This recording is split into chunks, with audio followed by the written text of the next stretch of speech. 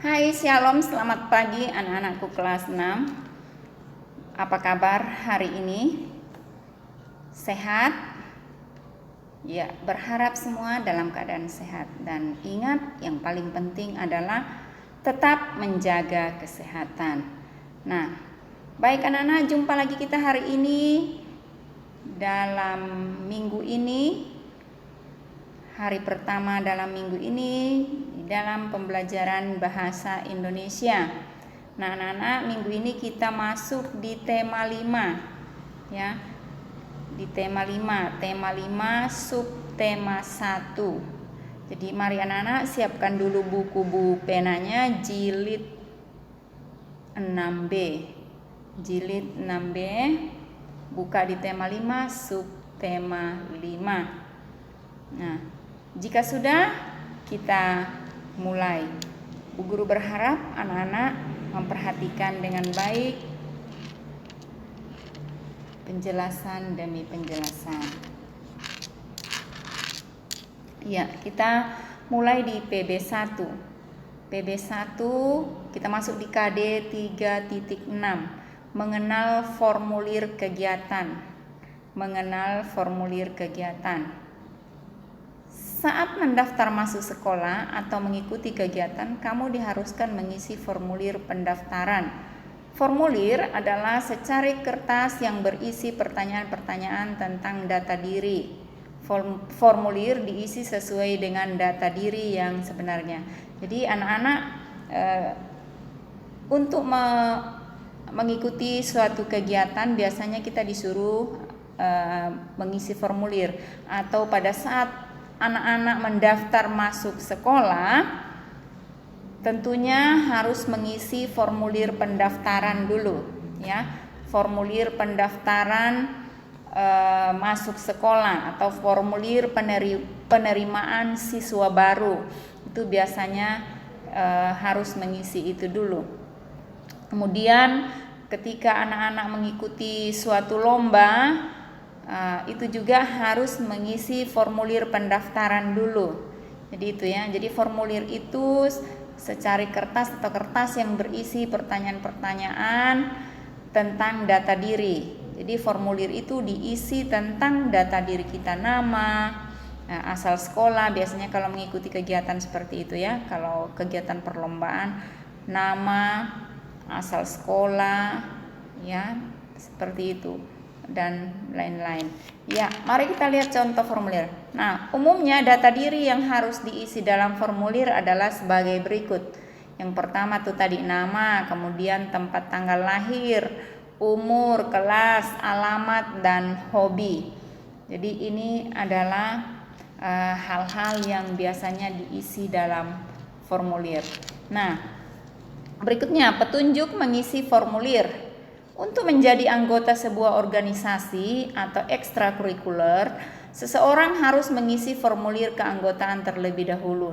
Nah, anak-anak ini pernah ya dibagikan ketika anak-anak masih aktif belajar di sekolah, kalau mau memilih ekstrakurikuler yang anak-anak akan ikuti, itu dikasih formulir sama kegiatan atau pilihannya. Anak-anak mau ikut apa? Nah, anak-anak itu dibagikan formulir yang anak-anak harus isi. Itu formulir juga namanya ya. Form yang anak-anak isi itu disebut formulir juga.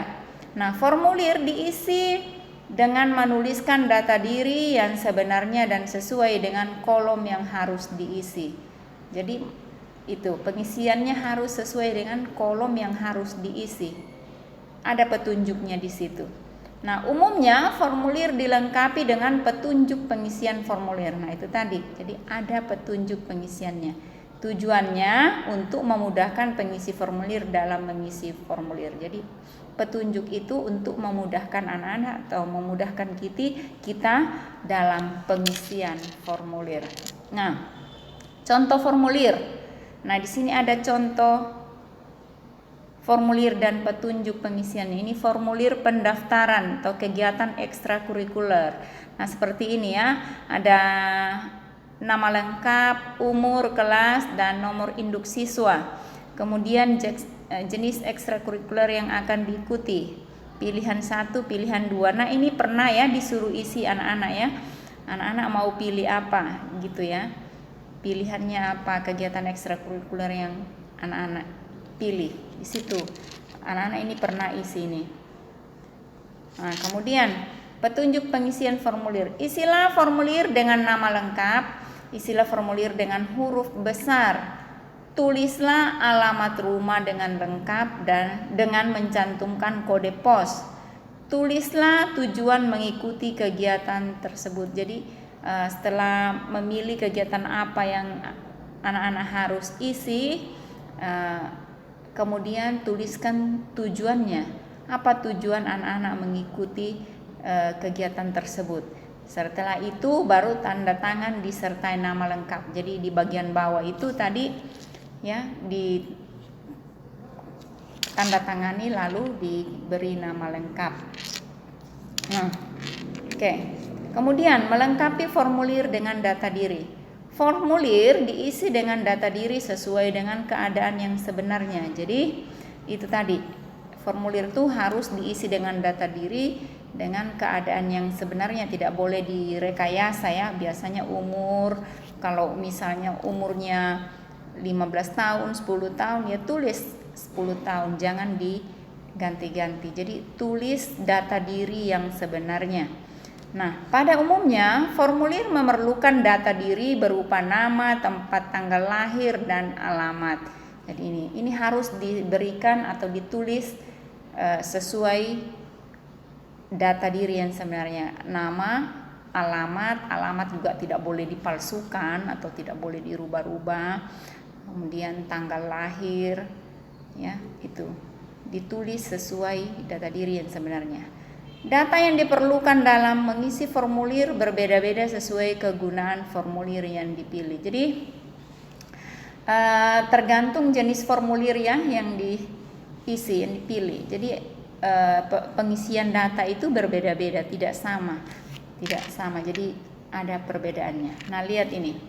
Formulir pendaftaran lomba cerdas cermat ASEAN. Nah, identitas, nama lengkap, umur, kelas, alamat, kota, kode pos, nomor telepon, nama sekolah, kemudian alamat sekolah, nomor telepon sekolah dan nomor kartu pelajar. Ini. Jadi ini adalah contoh formulir pendaftaran lomba cerdas cermat. Kemudian membuat dan melengkapi formulir. Formulir diisi dengan data diri sesuai dengan keadaan yang sebenarnya. Jadi yang tadi ya. Jadi formulir itu harus diisi dengan data diri yang sebenarnya, tidak boleh direkayasa. Data diri yang diperlukan biasanya berupa nama, tempat tanggal lahir dan alamat. Jadi itu tadi. Nah, perhatikan ini. Contoh-contoh formulir. Pendaftaran masuk sekolah atau formulir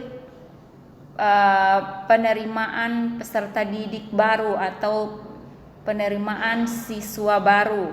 Nah, di situ keterangan calon peserta didik, nama lengkap, nama panggilan, jenis kelamin, tempat tanggal lahir, kemudian agama, anak keberapa, dan seterusnya. Ini adalah contoh formulir pendaftaran masuk sekolah atau formulir penerimaan siswa baru. Nah, kemudian ini ada riwayat hidup, daftar riwayat hidup. Ini juga formulir ya, contoh formulir. Nah, apa itu daftar riwayat hidup? Nah, daftar riwayat hidup ini adalah dokumen atau kertas yang berisi data diri atau riwayat hidup seseorang secara lengkap. Tuh, jadi data diri, dokumen atau kertas yang berisi data diri atau riwayat hidup seseorang dengan lengkap atau secara lengkap. Nah, contohnya ini, nama, umur, apalagi ya ini, anak-anak bisa lihat nanti ya, baca sendiri. Ini contoh daftar riwayat hidup. Kemudian kartu keanggotaan suatu organisasi, contohnya pramuka. Jadi di dalam suatu organisasi kalau kita mau mengikuti suatu organisasi dan kita akan menjadi anggota di dalamnya, contohnya kegiatan kepramukaan. Nah, kalau kita mau mengikuti ingin menjadi anggota pramuka di cabang Tarakan atau di Kuarcap, itu kita harus memiliki kartu keanggotaan, ya. Jadi ketika kita mengikuti suatu organisasi, menjadi anggota suatu organisasi, kita harus memiliki kartu keanggotaan. Contohnya keanggotaan dalam pramuka. Kemudian ini satu lagi, kartu pos. Nah, ini perhatikan kartu pos. Nah, kartu pos ini selembar kertas tebal atau karton tipis berbentuk persegi panjang yang digunakan untuk menulis dan pengiriman tanpa amplop. Jadi ini ya. Jadi kartu pos itu adalah selembar kertas tebal atau karton yang tipis yang berbentuk persegi panjang. Ini bentuknya persegi panjang ya, anak-anak perhatikan. Yang digunakan untuk menulis dan pengiriman tanpa amplop. Jadi kalau kita mau mengirim pesan lewat kartu pos itu tidak perlu pakai amplop. Nah, kemudian harganya lebih murah dari surat. Kartu pos ini harganya lebih murah dari surat. Jadi ini ya contohnya, lihat ini kartu pos. Cara pengisiannya itu. Yang kotak-kotak di bawah itu adalah untuk penulisan kode posnya. Oke, kita lanjut. Kemudian slip tabungan. Nah, ini juga termasuk formulir. Slip tabungan. Anak-anak sudah pernah melihat ini slip tabungan atau slip setoran? Kalau anak-anak yang biasa ikut ke bank sama orang tuanya pasti tahu ya. Ketika mau menyetor uang pasti mengisi slip tabungan dulu atau slip setoran. Nah, slip setoran ini adalah formulir yang ditandatangani nasabah atau penyetor. Ya, formulir yang ditandatangani nasabah atau penyetor diisi dengan rincian setoran menurut jenisnya. Jadi formulir setoran ini formulir yang ditandatangani oleh nasabah, kemudian diisi dengan perincian setorannya atau menurut jenisnya. Misalnya tunai atau cek ya, setorannya uang tunai atau cek ya, seperti itu yang dimaksud dengan slip setoran ya. Anak-anak, Bu Guru membuat rangkuman materi kita. Anak-anak perhatikan, yang pertama, saat mendaftar masuk sekolah atau mengikuti suatu kegiatan organisasi perlombaan, seseorang harus mengisi formulir pendaftaran seperti yang Bu Guru jelaskan tadi ya. Jadi ketika kita mau masuk sekolah atau mengikuti suatu kegiatan organisasi, kita harus mengisi formulir pendaftaran. Formulir adalah data diri berupa nama, tempat, tanggal lahir, dan alamat ya, itu. Kemudian formulir harus diisi sesuai dengan petunjuk pengisian formulir. Jadi formulir itu harus diisi dengan petunjuk pengisian formulir. Ada petunjuk ya yang bisa dijadikan contoh. Kemudian juga selain itu formulir itu harus diisi dengan data yang sebenarnya.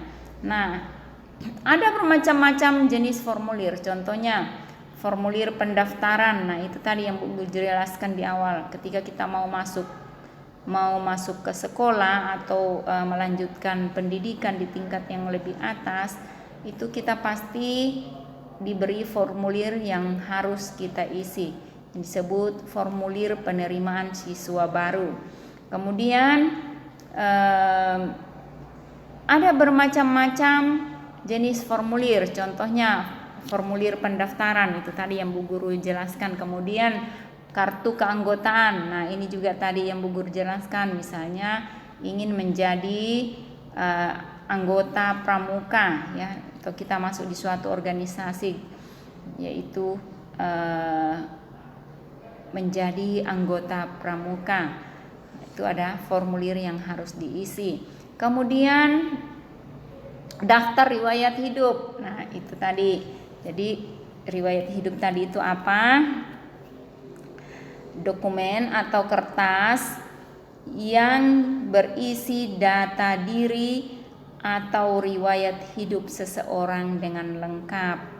Itu. Kemudian ada kartu pos. Nah, kartu pos ini tadi apa ya? Kartu pos selembar kertas atau kertas karton tipis yang berbentuk persegi panjang yang digunakan untuk menulis atau pengiriman ya, pengiriman tanpa amplop. Jadi mengirim pesan melalui menggunakan kartu pos ini tidak memakai amplop dan harganya juga lebih murah daripada surat biasa yang diisi di amplop. Kemudian yang berikutnya ada wesel pos. Nah, wesel pos ini adalah kartu atau layanan pengiriman dan penerimaan uang yang memberikan solusi tercepat dan aman. Jadi wesel pos ini adalah kartu atau formulir yang diisi dalam rangka pengiriman atau penerimaan uang ya, yang memberikan solusi tercepat dan aman. Jadi wesel pos ini ketika kita mau mengirim uang kepada saudara kita menggunakan wesel pos itu tidak perlu kita kirim lagi uangnya, hanya melalui wesel pos aja, tulis nominalnya baru dikirim. Nah, lagian itu juga lebih cepat dan aman. Nah, baik itu di dalam negeri maupun pengiriman ke luar negeri.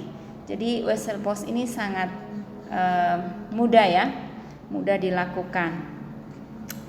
Iya, kemudian slip tabungan. Nah, ini tadi yang barusan Bu Guru jelaskan. Slip tabungan itu yaitu ketika kita mau setor uang di bank, mau menabung atau menarik uang, ada formulir yang kita isi. Kita biasa sebut dengan slip penyetoran. Ya, slip penyetoran itu yang harus kita isi. Jadi itu namanya slip setoran atau penyetoran ya. Itu formulir yang ditandatangani nasabah atau penyetor, diisi dengan perincian setoran ya, diisi dengan perincian setoran menurut jenisnya. Menurut jenisnya maksudnya apakah kita mau setor atau mengirim uang tunai atau hanya cek saja. Jadi itu yang dimaksud dengan slip tabungan. Nah, anak-anak, sampai di sini pertemuan kita atau materi kita di tema 5 subtema 1. Berharap anak-anak semua sudah paham dengan apa yang Bu Guru jelaskan. Jika ada yang belum dipahami, silakan anak-anak tanyakan langsung ke WA Bu Edmi.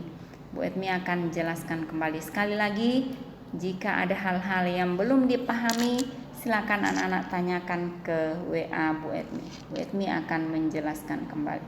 Nah, sampai di sini pertemuan kita. Selamat pagi, selamat belajar dan tetap semangat. Dan yang paling penting adalah tetap menjaga kesehatan. Terima kasih. Tuhan Yesus memberkati. Bye-bye.